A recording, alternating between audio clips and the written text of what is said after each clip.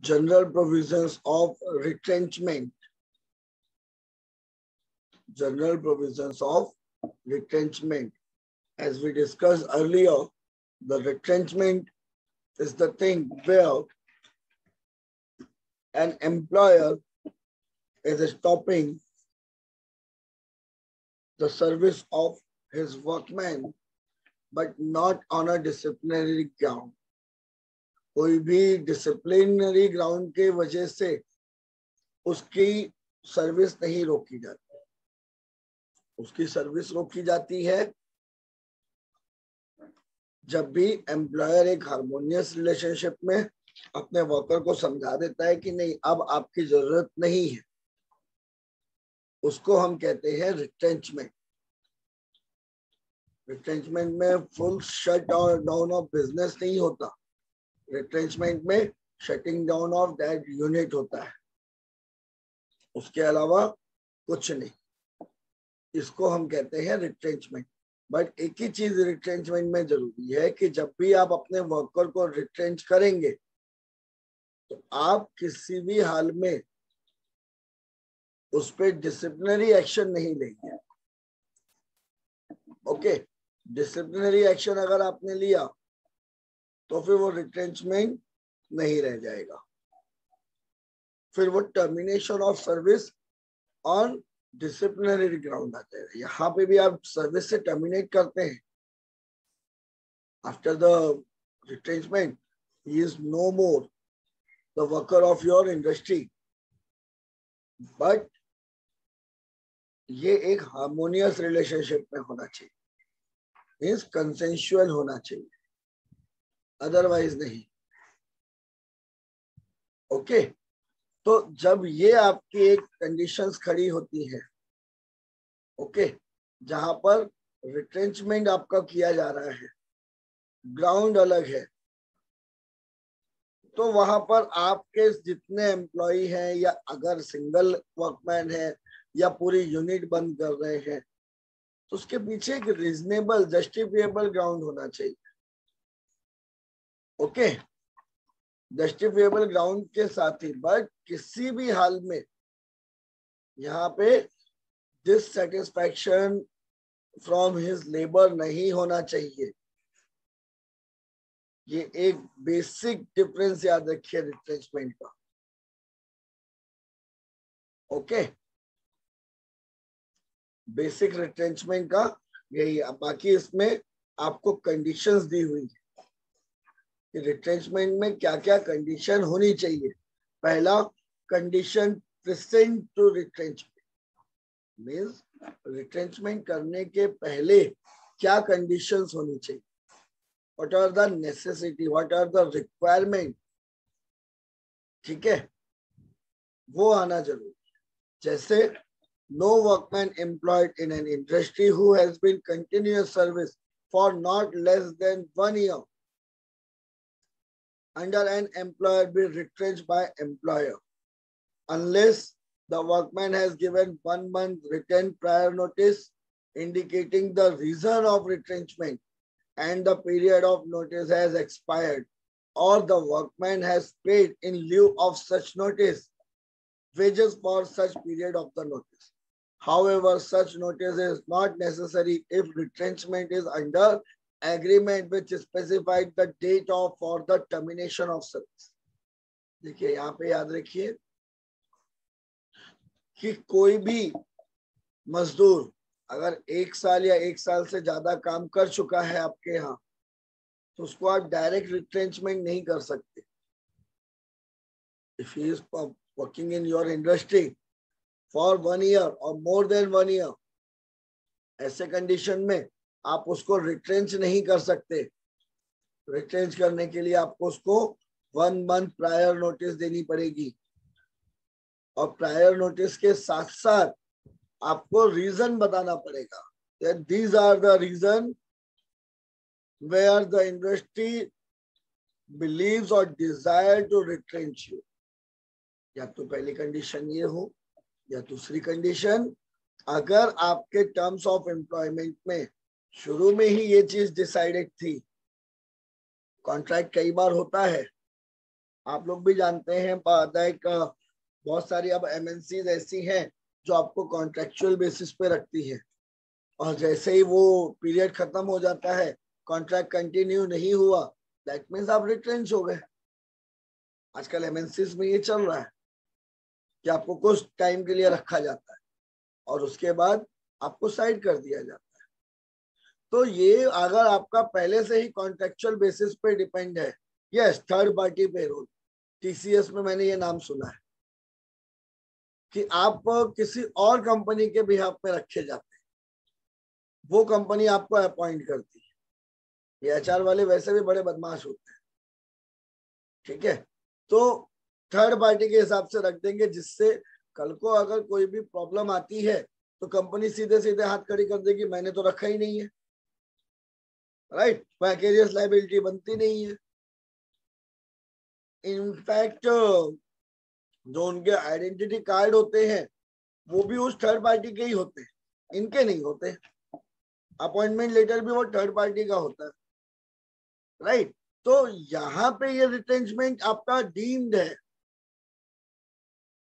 आपको सर्विस के समय ही ये लोग बता देते हैं कि अगर कंटिन्यू हुआ तो, अदरवाइज फालतू बंदी करने का नहीं।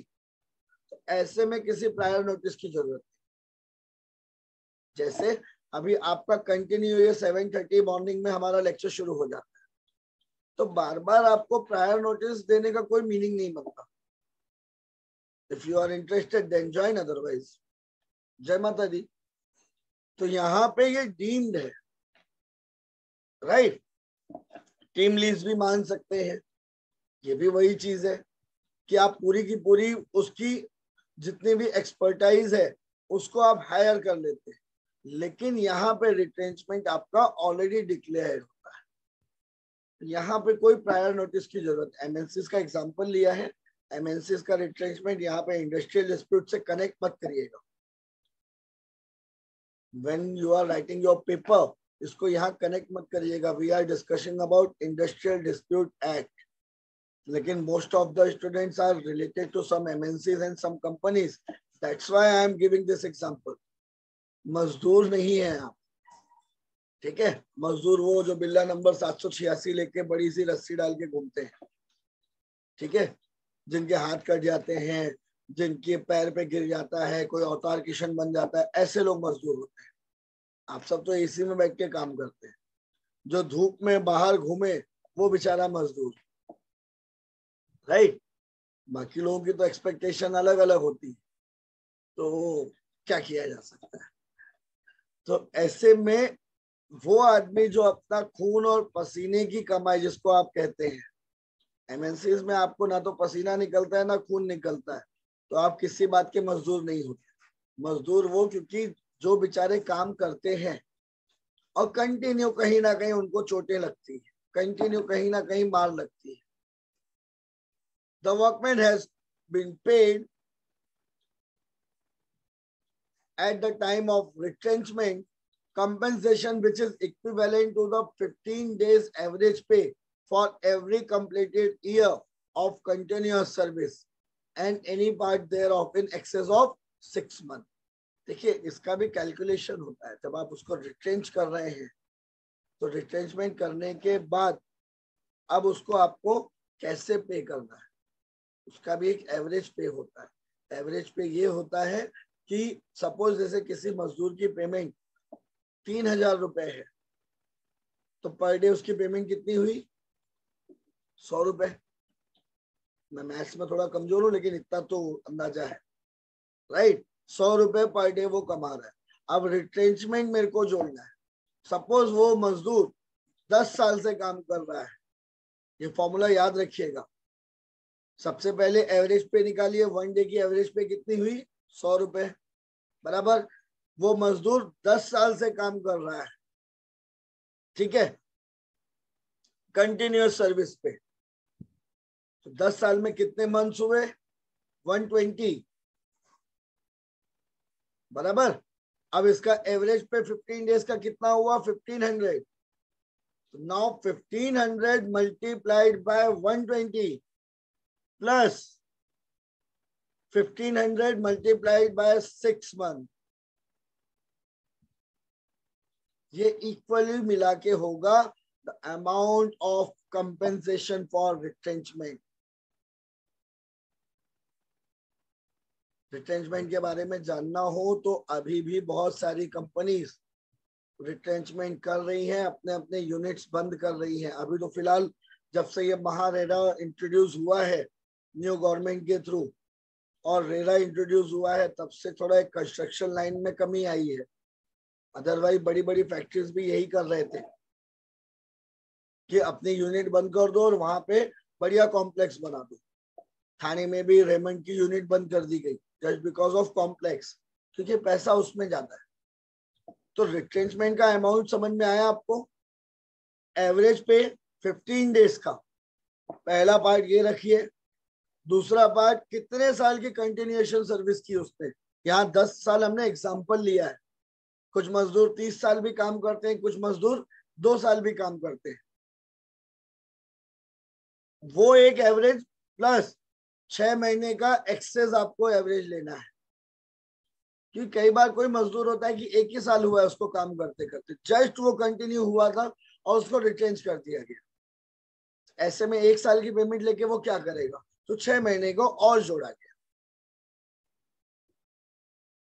आई बात समझ में? ऐसे एक एवरेज रिटेंचमेंट का कंपेंसेशन कैलकुलेट किया जाता है। ये बेसिक फॉर्मूला याद रखिएगा, राइट? दैट द एवरेज पे of 15 month which is multiplied by the continuous period जब तक उसने सर्विस दी है प्लस 6 मंथ का एक्स्ट्रा। और जब ये टोटल आएगा तब ये कहलाएगा आपका compensation amount. Notice in prescribed manner is served upon an appropriate government on such authority as may be specified by the gazetted notification। Means labour commissioner को भी इसके बारे में इंटीमेट करना इंपॉर्टेंट है। जैसे मैंने मेरे मजदूर को एक नोटिस दे दी रिट्रेंचमेंट की, जो भी अप्रोप्रिएट मैनर जो डिसाइड हुआ है उसके अकॉर्डिंग दे दी, लेकिन हमारे ऊपर अप्रोप्रिएट गवर्नमेंट बैठी हुई है तो हमें उसको भी इन्फॉर्म करना है। इट डजंट मीन कि आप सीएम को लेटर लिखेंगे। अप्रोप्रिएट गवर्नमेंट का रिप्रेजेंटेटिव आपके पास मौजूद है और वो है लेबर कमिश्नर। ओके, जब लेबर कमिश्नर मौजूद होता है तो आप उसको बता रहे हैं, दैट मीन्स अप्रोप्रिएट गवर्नमेंट तक बात पहुंच गई। आई बात समझ में? तो अप्रोप्रिएट गवर्नमेंट को आप बता दें, या तो लेबर कमिश्नर या फिर अगर ऑफिशियल गैजेट से किसी और को अपॉइंट किया है गवर्नमेंट ने तो उसको।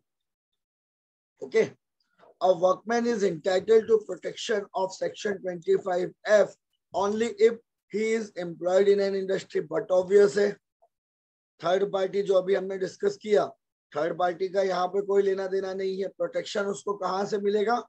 अगर वो उसका उस इंडस्ट्री का एम्प्लॉय होगा और वो भी for a period of 1 year continuous.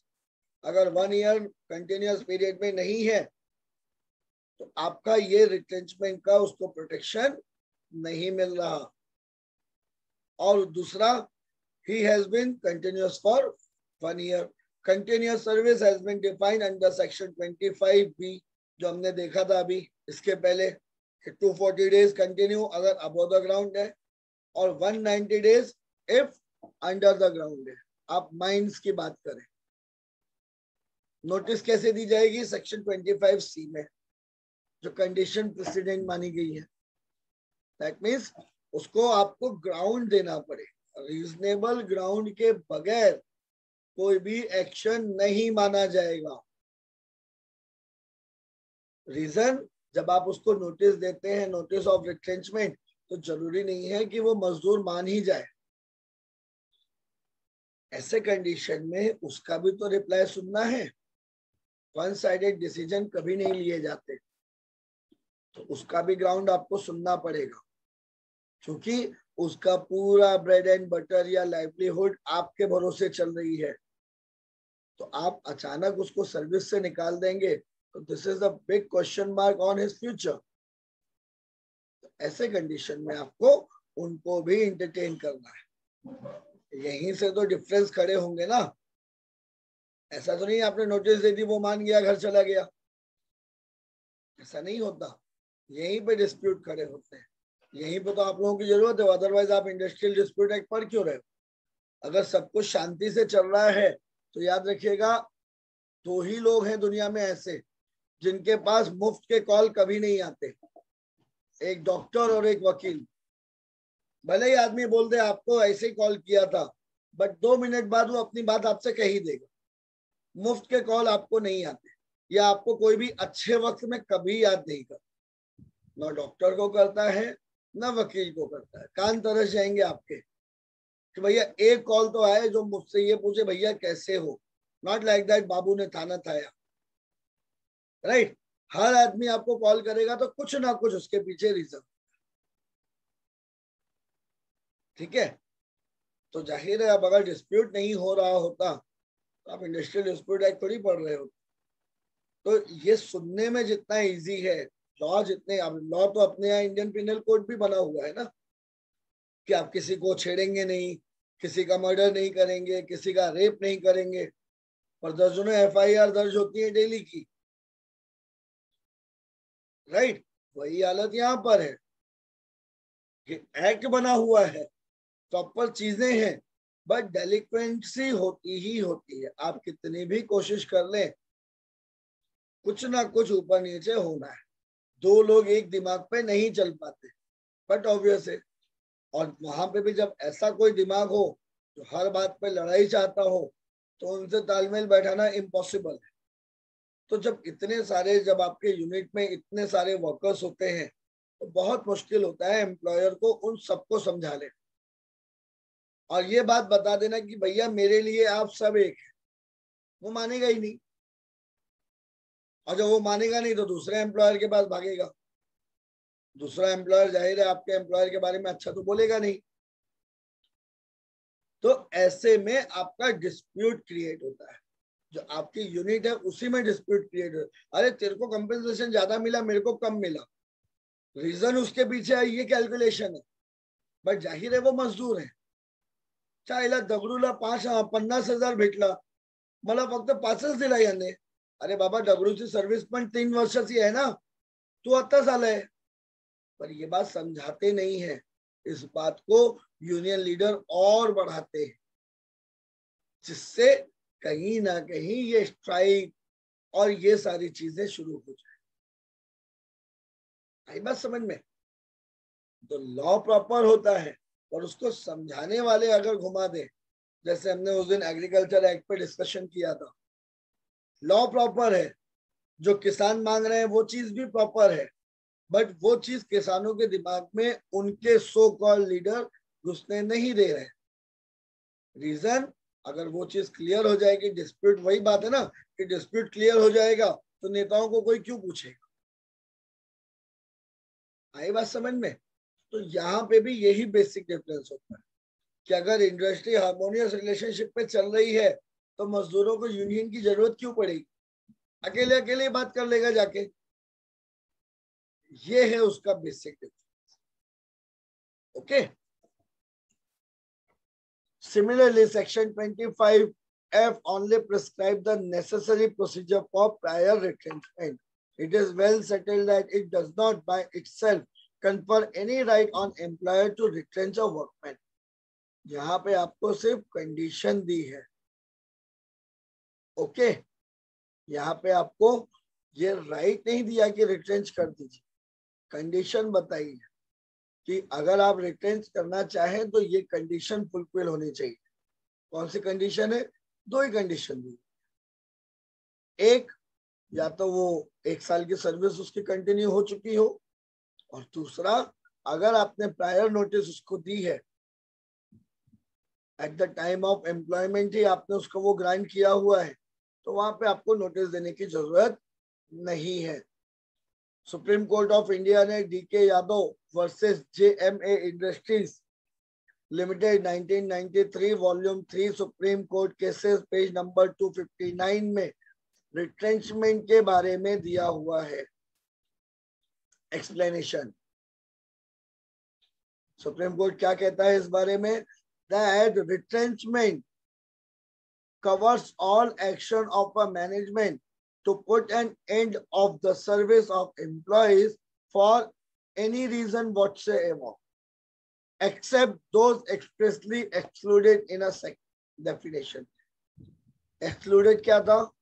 Excluded एक ही है कि disciplinary action नहीं होना चाहिए, VRS नहीं देना चाहिए, कोई भी उसको अगर accidental problem है तो आप retrench नहीं करेंगे, अगर टेम्परेरी इन नेचर है तो बदली वर्कमैन में आ जाता है, तो इनको अगर आप हटा दें तो कोई भी रीजन से आप रिट्रेंचमेंट कर सकते हैं, and it is permissible by following the condition which is specified under section 25 subsection F. और एक चीज दी गई थी in management of West Bengal India Limited versus Jagannath, All India Reporters 1974 Supreme Court page number 1166, that the Supreme Court has held that even if a temporary workman is retrenched, he has right to claim a retrenchment compensation. याद रखिए, temporary को अगर आपने धोखे से भी retrench कर दिया तो अब वो लायबल है, बिकॉज आपने रिट्रेंचमेंट का नोटिस देकर कहीं ना कहीं उस टेम्परेरी वर्कमैन को परमानेंट कर दिया। बात समझिए, वो टेम्परेरी है, उसकी सर्विस पूरी नहीं हुई है, लेकिन अगर आप उसको एंटरटेन कर रहे हैं तो वो कहीं ना कहीं परमानेंट इन नेचर हो गया आपकी तरफ से, तभी तो आपने उसको कंटिन्यू किया ना। फॉर एग्जाम्पल, अभी इस सेशन में कोई बाहर का स्टूडेंट आके बैठ जाए और उसके बावजूद मैं उसको एंटरटेन करूं, दैट मीन्स वो डीम्ड हो गया कि वो हमारा स्टूडेंट है। ऐसे ही यहाँ पर है कि अगर आपने उसको रिटेंचमेंट का नोटिस दे दिया, that means it is deemed that he is your servant, और अब वो लायबल है आपसे कंपेंसेशन मांगने के लिए। तो बहुत केयरफुल रहना पड़ता है एम्प्लॉयर्स को भी जब भी, क्योंकि रिटेंचमेंट अक्सर मॉब में होता है और यहाँ पे मस्ती हो जाती, कई बार मास्टर रोल में नाम एंट्री कर दिए जाते हैं और आगे लिख दिया जाता है TR ब्रैकेट में टेम्परेरी, छोटू सा लिखा जाता है, और वहां ध्यान जाता नहीं है जब ऑडिट करते हैं CS, और उसी लिस्ट में नोटिस बनाते समय उनका भी नाम डाल दिया गया। ऐसे में आप ये नहीं बोल सकते अरे ये तो था ही नहीं, क्योंकि एम्प्लॉयर जब कंपेंसेशन डिसाइड करते हैं तो उनका ऑलरेडी कैलकुलेटिव इन नेचर होता है, और जब अचानक ये ओवर बजट दिखता है तो क्रॉस चेकिंग होगी। वहां पे आप ये टेम्परेरी वाले मजदूरों को रोक देंगे, नहीं नहीं आप कंटिन्यूस में नहीं है, but once the notice is issued that means you have to pay. आप जस्टिफाइड नहीं कर सकते कि आपकी गलती हुई है या क्या हुआ, एक्सेप्शंस आर देयर, फिर वो आप कोर्ट जाइए, वो बात अलग है। तो this is known as the conditions for retrenchment. Okay, तो इसके अकॉर्डिंग आपको रिट्रेंचमेंट करना है। उसके बाद आते हैं प्रोसीजर। अभी तो हमने कंडीशन देखी, अब आइए प्रोसीजर, प्रोसीजर ऑफ रिट्रेंचमेंट।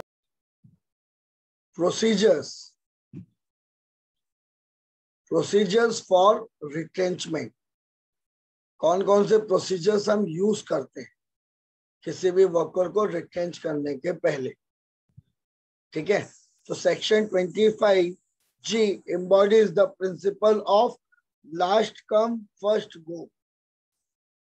आप लास्ट में आइए और पहले जाइए, ये रिट्रेंचमेंट का, और यही चीज आपको MEPS एक्ट में भी मिलती है टीचर्स के लिए भी, जो लास्ट में आए और पहले जाए, क्योंकि वो न्यूएस्ट होता है, फर्स्ट कम फर्स्ट गो नहीं होता इसमें।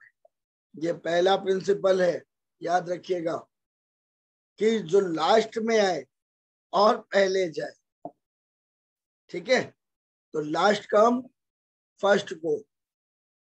Okay, where any workman in an industrial establishment who is a citizen of India is to be retrenched and belongs to a particular category of a workman in that establishment, in the absence of any agreement between the employer and the workman in this behalf, the employer must be ordinarily retrench the workman who has been the last person to be employed in that category, unless reason be recorded that employer retrench other workmen. देखिए यहाँ पे याद रखिए, suppose मेरे पास 100 मजदूर मैंने अपनी company में रखे हैं, ठीक है, तो जाहिर है 100 के 100 एक साथ तो अपॉइंट किए नहीं होंगे मैंने, या एक दिन में भी अपॉइंट कर दिए तो भी टाइम वाइज तो फर्क आएगा ना, एक साथ तो 100 को अपॉइंटमेंट दिया नहीं होगा, राइट। तो जो सबसे लास्ट वाला होगा, अगर मुझे रिट्रेंचमेंट करने की ऐसी कोई सिचुएशन आ गई कि मुझे रिट्रेंचमेंट करना ही करना है, तो जो सबसे लास्ट में एडेड हुए हैं उनको बाहर निकालना शुरू होगा। आई बात समझ में? ये एक बेसिक चीज याद रखिएगा। लेकिन एम्प्लॉयर चाहे तो इस नंबर को डिस्टर्ब कर सकता है अगर रीजनेबल ग्राउंड अवेलेबल है तो। अगर मेरे पास रीजन है कि why I am not touching that person who is appointed as the last one, उसके लिए भी आपको रीजन देना पड़ेगा। The maxim last come first go relates to the procedure governing the retrenchment. The need of observe this principle is the rule, while a departure from the same is the exception. Means अगर दोनों एक जैसे ही रहे, एक ही दिन में appoint भी हुए हैं, ऐसे में अब आप किसको चुन रहे हैं? मान लेते हैं टाइम भी नहीं है हमारे पास, हमने, और जनरली अपॉइंटमेंट लेटर में टाइम नहीं होता, डेट ही होती, तब कैसे कैलकुलेट करेंगे? दो में से एक को चुनना है तो कैसे करेंगे? अब यहाँ पे आपका ट्रैक रिकॉर्ड निकाला जाता है, बट डिसिप्लिनरी ग्राउंड पे नहीं, कौन कितना अच्छा परफॉर्मेंस दे रहा है उस पे।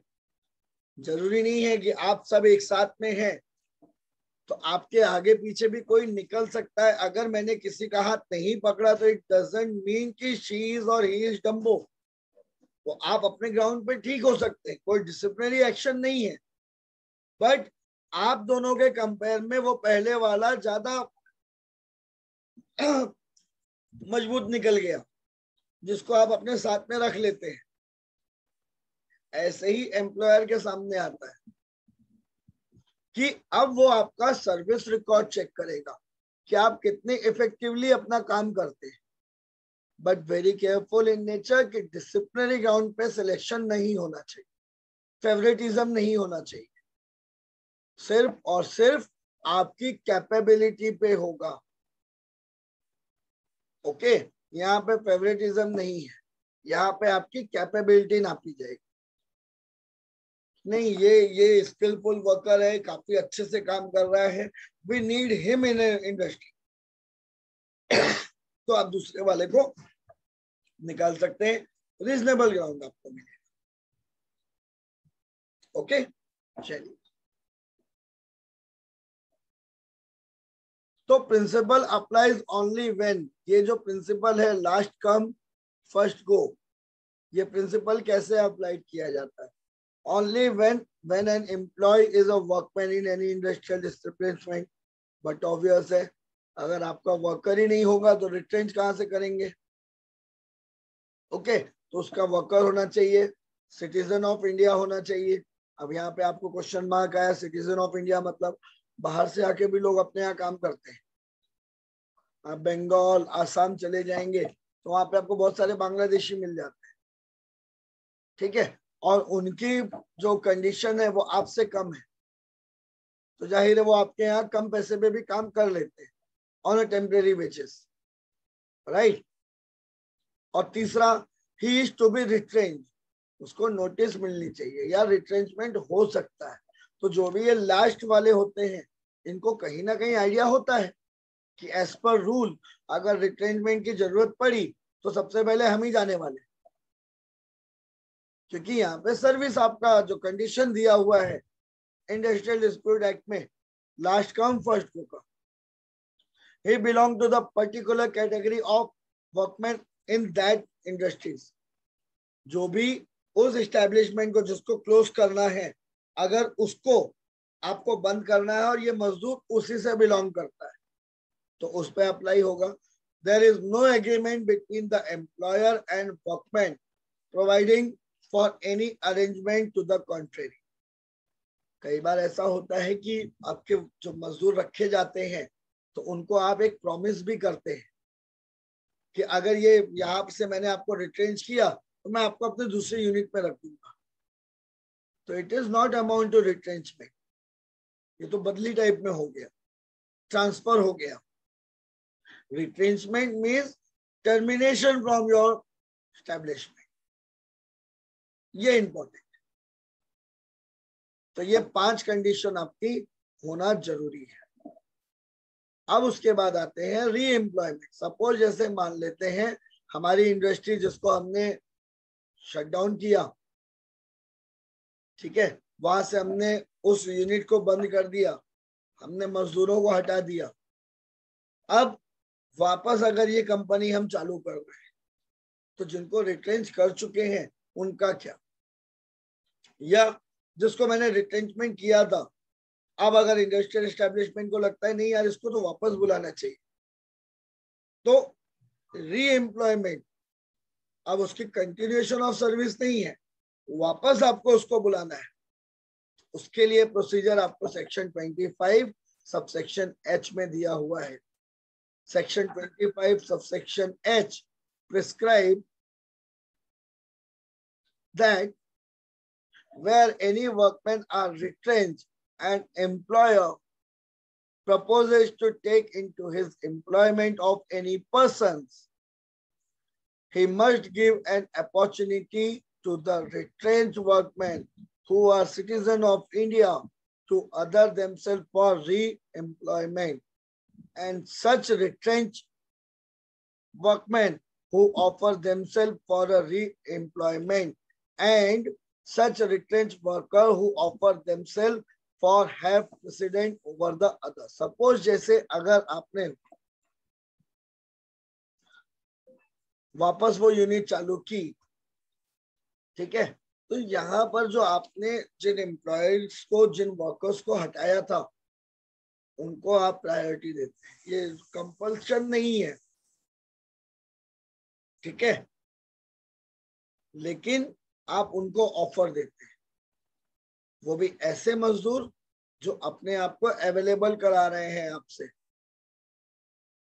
अवेलेबल अगर आपके लिए है वो, तो आप पहली अपॉर्चुनिटी उनको देंगे अपने यहाँ पर वापस जॉब देने की, ठीक है। तो ऐसे कंडीशन में आपका ये कवर अप होता है। The above provision admits no exceptions when the qualification specified therein are satisfied. अगर आपने ओपनिंग ऑफ यूनिट वापस की और वो मजदूर जो ऑलरेडी रिट्रेंच थे उनको वापस आपने किया, भाई जाहिर है आपसे नाराज थे, तो ऐसे में जरूरी नहीं है कि उनको मनाना जरूरी है, कोई जरूरत नहीं, वो दिवाली या होली नहीं कि उनको मनाया ही जाए, ठीक है। लेकिन जो खुद अपनी अवेलेबिलिटी दिखा रहे हैं, यूनिट चालू हुई, वो फिर से पहुंच गए कि we are ready to serve you again, ऐसी सिचुएशन में आप सबसे पहले उनको प्रेफरेंस देंगे। बाकी जो नाराज है वो बाहर में जाए, कोई फर्क नहीं पड़ता, ठीक है। लेकिन जो अपने आप को अवेलेबल करा रहे हैं, एम्प्लॉयर सबसे पहले उनको चांस देगा। आई बात समझ में? एम्प्लॉयर को कोई फर्क नहीं पड़ता आपकी नाराजगी का, रहो चाहे आगे, आप समझदार हैं। चलिए अब आते हैं स्पेशल प्रोविजंस, जहां पर ट्रांसफर की जा रही है आपकी अंडरटेकिंग। ओके, ट्रांसफर में अब आपकी पूरी की पूरी फैक्ट्री एक जगह से उठा के दूसरी जगह ट्रांसफर की जा रही है, तो उसमें अब आपके कौन से प्रोसीजर लगते हैं? Section 25 subsection F clause F states that where the ownership of a management of an undertaking is transferred, whether by agreement or operation of law, to a new employer. आपने देखा होगा कि एक कंपनी को दूसरी company take over कर लेती है, राइट? कोई भी रीजन हो सकता है। ऐसे में उन मजदूरों का क्या? वो मजदूर अपने आप डीम्ड ट्रांसफर मान लिए जाएंगे। एक ही कंडीशन है कि उनकी 1 ईयर की सर्विस पूरी होनी चाहिए, वही 240 डेज और 190 डेज। तो कंपनी के साथ साथ उसके एसेट्स के साथ साथ ये वर्कर्स भी अपने आप ट्रांसफर हो जाएंगे। लेकिन मान लेते हैं कि ये ट्रांसफर के समय हो सकता है वो मजदूर वहां ना जाना चाहते, दूसरे स्टेट में, तो उसके लिए अलग से प्रोसीजर्स, और उन मजदूरों को रिट्रेंच कर दिया जाए। आई बात समझ में? तो भी कोई डिसिप्लिनरी एक्शन, भाई जब सर्विस ही यहाँ पे नहीं है तो कोई मीनिंग नहीं बचता, राइट? तो यहाँ पर जो हमने अभी अबो प्रोविजन देखा, जितनी चीजों को डिस्कस किया, वो इन 3 कंडीशन पे इफेक्ट नहीं करेगा। इन 3 कंडीशन पे कौन कौन सी कंडीशन? मतलब जैसे मैंने अभी आपको बताया कि अगर आपकी इंडस्ट्री को ट्रांसफर कर दिया गया, if you are not ready to or if you are not willing to do your job with the new employer on a new place, ऐसे में आप डीम्ड रिट्रेंच मान लिए जाएंगे। बट 3 एक्सेप्शंस भी दिए हुए। वो एग्जेम्पशंस क्या है वो देखिए। एग्जेम्पशंस ये है कि अगर उसकी सर्विस इंटरप्ट नहीं की गई, जो सर्विस वो कर रहा था, सपोज किसी इंडस्ट्री में वो एक फिटर का काम करता है, मैकेनिकल वर्क करता है, और वही मैकेनिकल वर्क को कंटिन्यू रखे हुए, ओके, तो यहाँ पर अब आपका कोई भी चेंज नहीं हुआ, वैसे ही उसकी सर्विस चल रही है। The terms and condition of a service applicable to the workman after the transfer are not in any way less favorable to the workman and those applicable to him immediately before the transfer. Means जो terms और condition जो उसकी previous company में थी, वही चीज यहाँ पर भी है, तो कोई जरूरत नहीं है कुछ भी चेंज करने की। And the third one, that a new employer is under the terms of such transfer or otherwise legally liable to pay the workman in this event of his retrenchment. Compensation on the basis of that service has been continuous and has not interrupted by transfer. तो transfer का इन तीनों condition पे कोई भी interruption नहीं होगा। आई बात समझ में? तो ये 3 आपकी कंडीशन होंगी। इसके अलावा आपका ट्रांसफर आपका माना जाएगा, और अगर यू आर नॉट रेडी तो वो आपको डीम्ड रिट्रेंच कर दिया जाएगा। When the workman is entitled to compensation, इसके लिए आपको 5 कंडीशन दी हुई है। The claimant must be workman, workman होना जरूरी है। वर्कमैन नहीं होंगे तो आपको कोई भी फैसिलिटीज नहीं मिलती। हाँ, तो फैसिलिटीज नहीं मिलती, ठीक है। दूसरा, prior to the transfer workman must have employed in an undertaking which is known as industry. Transfer के पहले पहले आप उस इंडस्ट्री के थर्ड पार्टी नहीं, डायरेक्ट एम्प्लॉय होने चाहिए। There must be a transfer of ownership or management of such undertaking. पूरा का पूरा मैनेजमेंट ओनरशिप ट्रांसफर होता है। The transfer must be from the employer of that undertaking to the new employer. नया employer आपका आ रहा है, और such workman must have been in continuous service for not less than 1 year in that undertaking immediately before the transfer. 1 साल की continuation, वही जो general provision. ऐसे में आपका ट्रांसफर जो आपका माना जा रहा है, वो मजदूर जिनको रिट्रेंचमेंट चाहिए कि वो उस जगह जाके काम नहीं कर सकते या उस नए एम्प्लॉयर के साथ काम नहीं कर सकते, तो they are liable for compensation. ठीक है। अब इसमें थर्ड पार्ट आता है, when a workman is not entitled to a notice और कंपेंसेशन। उसके लिए 3 कंडीशन है। The transfer is not resulted in interruption of the service. आपके सर्विस का कोई इंटरप्शन नहीं हो रहा है, प्रेमाइसेस सेम है, आप वही काम कर रहे हैं, आपका सिर्फ एम्प्लॉयर चेंज हुआ है, आपको कोई फर्क नहीं पड़ता, आपकी कंडीशन चेंज नहीं हो रही है, वर्किंग आवर नहीं बदल रहे हैं, आपका पेमेंट नहीं बदल रहा है, तो आपको कोई हक नहीं पड़ता एम्प्लॉयर चेंज होने से कि आप उसमें कोई भी विरोध करें। आई बात समझ में? अगर आपके सर्विस कंडीशन चेंज नहीं हो रही है, कोई इंटरप्शन नहीं हो रहा है, तो आप लायबल नहीं है किसी भी नोटिस के लिए, आपको कोई नोटिस नहीं दी जाएगी। ठीक है। उसके बाद आपका आता है second one, the transfer has not caused the terms and condition of the service applicable to him any way less than less favorable to him। Means जिस हिसाब से वो सर्विस कर रहा था उससे कम फेवरेबल की नहीं है, वही चीज कंटिन्यू मिल रही है, वही आपको वही आपको वेजेस है, सारे अलाउंसेस वही मिल रहे हैं, तो ऐसे में भी आपको कोई नोटिस देने की जरूरत नहीं पड़ेगी। और तीसरा, the new employer is under the terms of such transfer or otherwise liable to pay compensation on the basis of his service has been continuous and has not been interrupted by the transfer। इन चीजों में भी आपको कहीं पे भी इस transfer का effect नहीं पड़ता। आई बात समझ में? तो this is known as your transfer of establishment. अब इसके बाद नया पॉइंट आता है क्लोजिंग डाउन।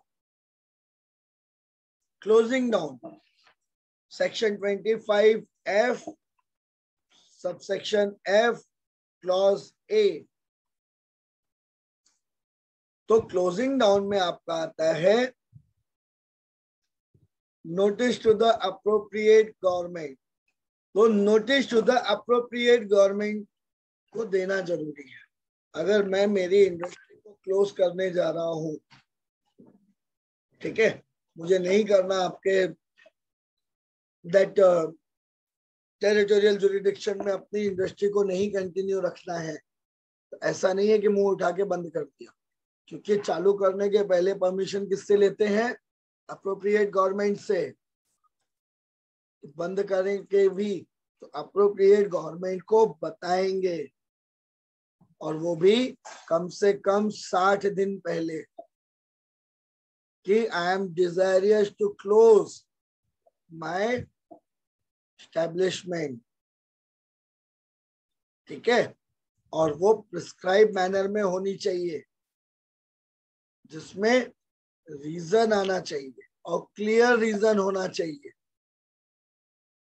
ऐसा नहीं है कि रीजन नहीं है और आपने इंडस्ट्री क्लोज कर दी। हर चीज के पीछे रीजन होना जरूरी है, बगैर रीजन के कोई काम नहीं कर सकते। इंडस्ट्री चालू करते हैं तब भी तो आप अपना रीजन बताते हैं ना, ऐसे ही जब आप क्लोज करना चाहते हैं तब भी रीजन बताएंगे। मुंह उठा के बंद नहीं कर देंगे, गवर्नमेंट आप पे एक्शन ले लेगी। ठीक है। तो गवर्नमेंट को आपको एप्रोप्रिएट गवर्नमेंट जो भी है, इधर सेंट्रल गवर्नमेंट और स्टेट गवर्नमेंट, आपको 60 डेज की प्रायर नोटिस देनी होती है, जिसमें आप क्लियर रीजन लिखते हैं कि इस वजह से मैं मेरी इंडस्ट्री को क्लोज करना चाहता हूं। ठीक है। लेकिन ये 2 तरीके की इंडस्ट्रीज पे अप्लाई नहीं होता। पहला, जिसमें 50 या उससे कम लोग एम्प्लॉयड हैं, वर्कमैन 50 या उनसे कम है, ऐसे में क्लोज डाउन करने के पहले गवर्नमेंट को बताने की जरूरत नहीं है। और जहां पे 150 या उससे ज्यादा वर्कमैन है लेकिन एवरेज वर्किंग डे पे है, 12 महीने के पहले पहले ही है। अभी चालू किए, मुझे लगता है नहीं, मुझे कंटिन्यू नहीं करना, 12 महीने कंप्लीट नहीं हुए, मेरे वर्कमैन फिर भी 150 के ऊपर है, देन टू वो वहां पे मुझे नोटिस नहीं दे। क्यों? क्योंकि there is no any question of continuation of service. Continuation of service 1 साल के बाद लगती है, उसके पहले पहले तो आप सब टेम्परेरी बेसिस पे ही है। तो ये 2 एग्जेम्पशंस हैं आपको, जहां पे नोटिस नहीं देनी पड़ती, अदरवाइज आपको सेक्शन 25F सबसेक्शन F में देना पड़ता है। तो on analysis of above, it is very clear that it should not be one that excluded the virtue of the proviso. मतलब जो भी इंडस्ट्री आप क्लोज कर रहे हैं, ओके, वो इंडस्ट्री क्लोज करने के पहले पहले आपको रीजनेबल ग्राउंड देना है। एग्जेम्पशन 2 ही चीजों पर है, जहां पे आपने एवरेज पे रखा हुआ है, 12 महीने कंप्लीट नहीं हुए, ऐसे में वो अभी भी कॉन्ट्रेक्चुअल बेसिस पे है, कोई फर्क नहीं। और दूसरा आपका पड़ता है अगर 50 या उससे कम मजदूर आपके पास है, तो ऐसे में आप क्लोज कर दीजिए, कोई इशू नहीं। आई बात समझ में? उसके बाद सीधे सीधे आइए पॉइंट नंबर 2, पेज नंबर 185 या 234, कंपेंसेशन टू वर्कमैन।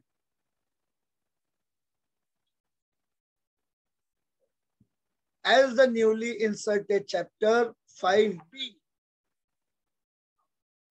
okay, हाँ, तो जो प्रैक्टिस वाले हैं उन्हीं के लिए कंटिन्यू कर रहा हूं। तो 5B में आपको दिया है closing down of undertaking in which 300 or more workman are employed. The provisions containing in section 2F³ apply only when those undertaking in which less than 300 persons are applied। जो हमने पहले अभी देखी कि नोटिस किसमें एग्जेम्पशन नहीं है, जहां पर 300 या उनसे कम वर्कमैन है, वहां पर वो आपको एग्जेम्पशन दिया हुआ है। Otherwise 60 days prior notice is compulsory, okay, और वहां पर कंपेंसेशन मिलेगा। जिस इंडस्ट्रियल एस्टेब्लिशमेंट में 300 या उससे ज्यादा वर्कमैन है और आप क्लोज कर रहे हैं, तो क्लोज करने के पहले पहले आपको कंपेंसेशन ग्रांट करना पड़ेगा। Without granting of a compensation there is no any closing down. आई बात समझ में? जी, चैप्टर 5B ये आपका इंडस्ट्रियल एस्टेब्लिशमेंट या इंडस्ट्रियल डिस्प्यूट एक्ट में नया अमेंडमेंट किया गया है, क्योंकि क्लोजिंग डाउन के पहले जो अभी तक हमने पढ़ा था सिर्फ उतने ही प्रोविजन थे कि 2 एग्जेम्पशन आपको दिए हैं, 150 या उससे कम या 50 मजदूर हैं। लेकिन जब कंपेंसेशन की बात आई, क्योंकि अभी तक हमने देखा कि स्ट्राइक, लॉकआउट, इन सारी चीजों में कंपेंसेशन आपको मिल रहा है, ठीक है, ऐसा कंपेंसेशन तो बहुत ज्यादा जरूरी है, ठीक है, जो अभी नमिता जी ने मेरे को भेजा है, तो ये कंपेंसेशन तो बहुत ज्यादा जरूरी है। लेकिन उसके अलावा भी अगर क्लोजिंग डाउन कर रहे हैं आप, ठीक है, तो क्लोजिंग डाउन के समय आपको ये चीज जानना जरूरी है। अब ये अमेंडमेंट कब हुआ था? ये शायद 2012 या 13 में हुआ है, जहां पे ये नया चैप्टर इंक्लूड किया गया। Like I am not in that particular idea, ठीक है, ये मिल जाए तो सब तो बहुत बढ़िया चीज हो जाती है, ठीक है। तो I am not in that idea कि ये कब ऐड हुआ है, ओके। चलिए, तो ऐसे में आपको वर्कमैन को कंपेंसेशन मिलना जरूरी है, ओके। लेकिन कंपेंसेशन भी एक्सक्लूडेड है फॉलोइंग केसेस में। देखिए, where the undertaking is closed down on account of unavoidable circumstances beyond the employer's control. So ऐसे में आपको कंपेंसेशन नहीं मिलेगा। somehow ये आपका ले ऑफ है, जहां पर एम्प्लॉयर के बस की बात बची नहीं, सपोज जैसे कोल माइनिंग है, अब उस जगह से, उस पूरे लैंड से जितना कोल निकालना था सब निकाल चुके हैं, कोल बचा नहीं तो क्लोजिंग डाउन ही करना है उसको, राइट। और ले ऑफ में हमने क्या पढ़ा है, वो टेम्परेरी इन नेचर का होता है, पर यहाँ पे टेम्परेरी इन नेचर नहीं है। आई बात समझ में? तो यहाँ पे आपको क्लोज डाउन करना है, और ऐसे में आपको कंटिन्यूअस जो वर्कर्स हैं उनको कंपेंसेशन नहीं देना पड़ता। उसके पीछे का रीजन यही है कि यहाँ पर एम्प्लॉयर की खुद की कोई विल एंड विश नहीं थी, देन टू उसको करना पड़ा। आई बात समझ में? तो ये आपका कहलाता है कि जिसमें कंपेंसेशन आपको ग्रांट नहीं करना है। सेकेंड कंडीशन दी हुई है, the right provided by subsection 1 excluded in a circumstances when an undertaking engaged in mining operation closing down by the reason of exhaustion of minerals, जो अभी हमने डिस्कस किया कि जिस चीज के लिए कंपनी लगाई गई थी, इंडस्ट्री लगाई गई थी, अगर वो पर्पस ही खत्म हो जाए तो ऐसे में भी आपको नहीं कंपेंसेशन देना है। तो अगर एम्प्लॉयर की कोई विल एंड विश नहीं है, बट उसको मजबूरी में ये अपने पूरे बिजनेस को क्लोज करना पड़ रहा है, बिजनेस यूनिट नहीं, यहाँ पे क्लोजिंग डाउन है, रिट्रेंचमेंट नहीं। रिट्रेंचमेंट में हमने देखा है बिजनेस क्लोज नहीं होता, सिर्फ वो यूनिट क्लोज होती है, बट क्लोजिंग डाउन में पूरा का पूरा बिजनेस ही क्लोज हो गया, मींस अब वो आगे आपको प्रोवाइड नहीं करवा सकता जॉब्स। ऐसे कंडीशन में आपका ये बिजनेस खत्म, और ये बिजनेस अगर खत्म हो रहा है कहीं ना कहीं उसके विल एंड विश नहीं है, तो यहाँ पर एक ग्राउंड इक्वलिटी का ये भी देखा जाता है, क्योंकि ये सारे मैटर कॉस्ट जुडिशियल होते हैं। तो ये भी देखा जाता है कि अगर एम्प्लॉयर को लॉस हुआ, एम्प्लॉइज को लॉस हुआ है, तो एम्प्लॉयर को भी उससे बड़ा लॉस है इस क्लोजिंग डाउन में। ठीक है, यहाँ पे आपको कंपेंसेशन नहीं मिलता किसी भी हाल में। ओके, चलिए अब आगे बढ़ते हैं। आपका सेकंड उसमें आता है अनअवॉइडेबल रीजंस, हमने डिस्कस किया ही है। अब सीधे सीधे आ जाइए आप effect of inconsistent law, page number 237। Closing down में इतना ही आपको जानना जरूरी है फॉर अ बेसिक, बाकी केस लॉ है। तो क्लोजिंग डाउन में इतना ही आपके लिए समझना जरूरी है दैट कि अगर आपकी इंडस्ट्री क्लोज हो रही है तो ये सबसे पहले पूरी तरह से क्लोज हो, पहला पॉइंट। दूसरा पॉइंट, 60 डेज की प्रायर नोटिस अप्रोप्रिएट गवर्नमेंट को देना है। तीसरा पॉइंट, आपको कंपेंसेशन ग्रांट करना है। एग्जम्पशन में आइए, पहला एग्जम्पशन, नोटिस कहाँ नहीं देनी है, जहां पे 50 या उससे कम मजदूर है, 150 या उससे ज्यादा मजदूर हैं भी, देन टू अगर वो सिर्फ और सिर्फ आपके डेली वेजेस के हिसाब से।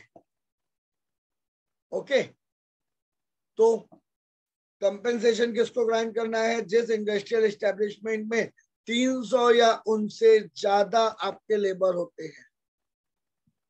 ठीक है,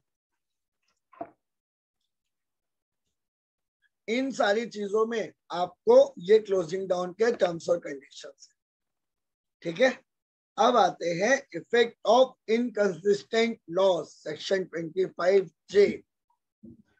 अब थोड़ा बहुत तो फीका लगेगा ही, क्योंकि अभी तक आप मार धाड़ सुनते चले आ रहे हैं। स्ट्राइक देखा, लॉकआउट देखा, रिट्रेंचमेंट देखा, क्लोजिंग डाउन और बाकी चीजें अब थोड़ा सा तो डाउन होंगी, बट ये सारे चैप्टर्स अगर इंपॉर्टेंट नहीं होते तो इंक्लूडेड ही नहीं होते।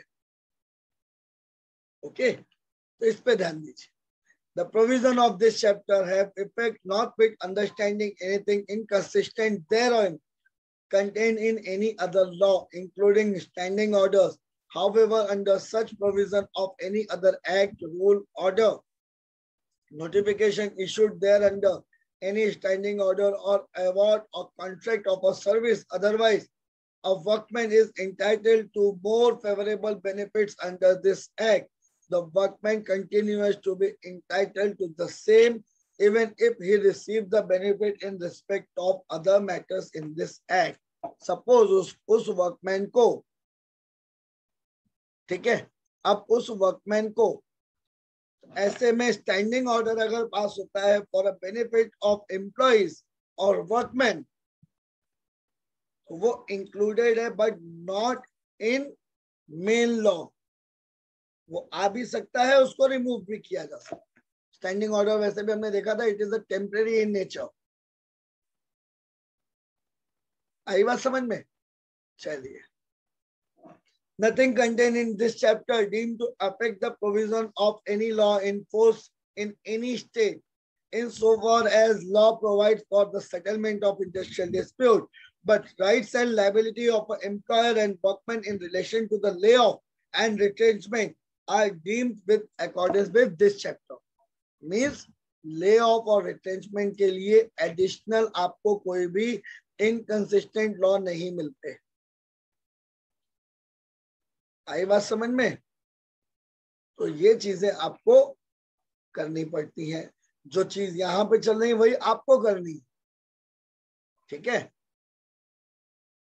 Special provision, lay off, retrenchment and closure in certain establishment.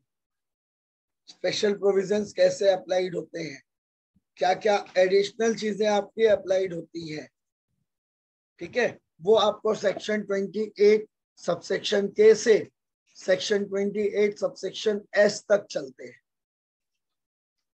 इसमें क्या क्या है? Application, the special provision in content. अभी जो चैप्टर 5B के बारे में हमने सुना, अब उसके बारे में हम थोड़ा सा स्पेशल प्रोविजन जान रहे हैं। आप मुझे 2 मिनट दीजिए।